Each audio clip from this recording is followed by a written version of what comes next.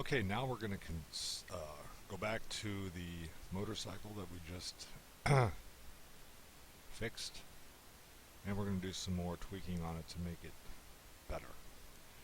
So the first thing I want to do is kind of look at it from the top view. You can see this pivot point is not exactly where I want it, so let's move that first.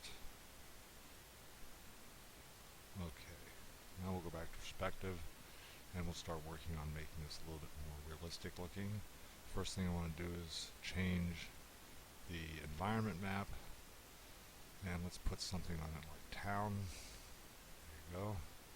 That'll give the chrome something to reflect. Let's also start playing around with this paint a little bit.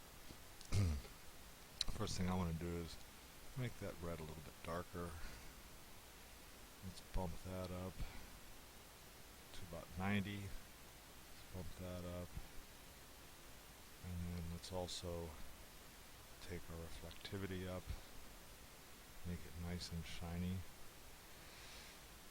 Okay, that looks good. Now let's create a floor for this bike to sit on.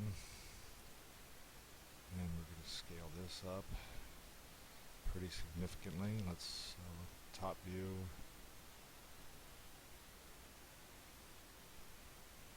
Let's just really scale that up. Let's put a black floor on it. Let's go back to perspective. Let's take that black glossy floor. Let's scroll down to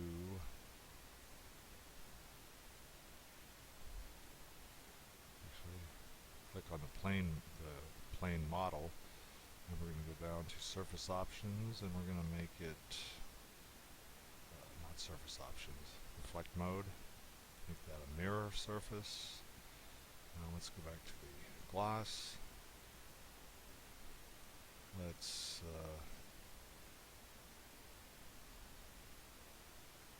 turn that glossiness down a little bit.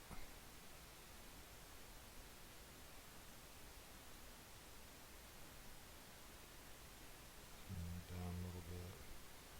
Turn that ambient down some. Turn that reflectivity down. Like 1.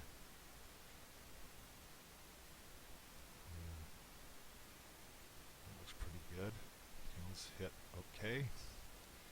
Now let's go to our group mode, create a group null, and we're going to call this Yamaha null. I'm going to create a new null, hit enter, and call this camera track, and then a new layer, and we're going to add a camera, 35mm, and we're going to parent the camera to the camera track.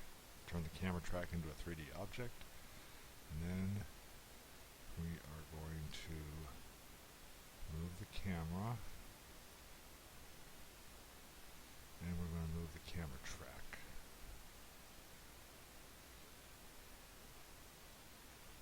There. Move the camera. Hold down the middle mouse button so you can move the camera up and down. Zoom in a little bit on it, and then let's go to a custom view, and let's rotate this up, zoom out, let's add a new layer, and let's make a light, and let's make a parallel light. I'm going to take that up to about 146, and then let's grab that light, pull it over here, take the camera, rotate it. Let's take the parallel lights track point, move it, take the light itself, move it up. Let's go back to the active camera. That's much better. Now let's click on E3D, and let's go to the render settings. For the render settings, let's click lighting. Let's add some additional lighting. Let's make it cinema lighting. Let's turn on some shadows. And we'll make ray trace shadows. Let's turn on some ambient occlusion. Okay. Nope.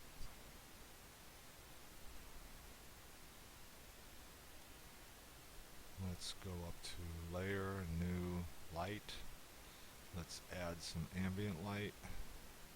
Make that quite low, about 9. Let's make our first light. Let's make that a little bit blue. Okay. And now you can see the anti-aliasing looks quite bad. So let's start adjusting that.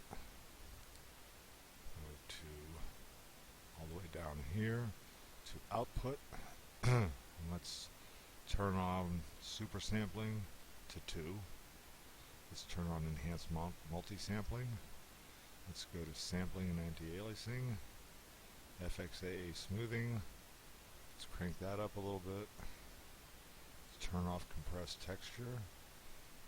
It's getting better. Let's turn that up to 4. Let's turn this down, maybe to about 6. Looks pretty good. Zoom out. Rotate the camera a little bit. Hold down the middle mouse button. Move the whole scene up a little bit. Let's go back into the scene setup. Let's go to the top view. Let's scroll out. Let's grab that plane model. Let's push it back.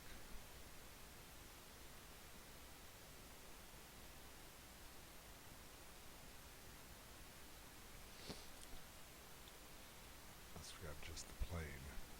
Push it back. Okay. And I think we could probably crank that light up a little bit more, maybe 190. And then we can go back to E3D layer, take our render mode, put it on preview so that we can rotate around this a little better. And you can see you've got some, let's zoom in. Anti-aliasing looks pretty good.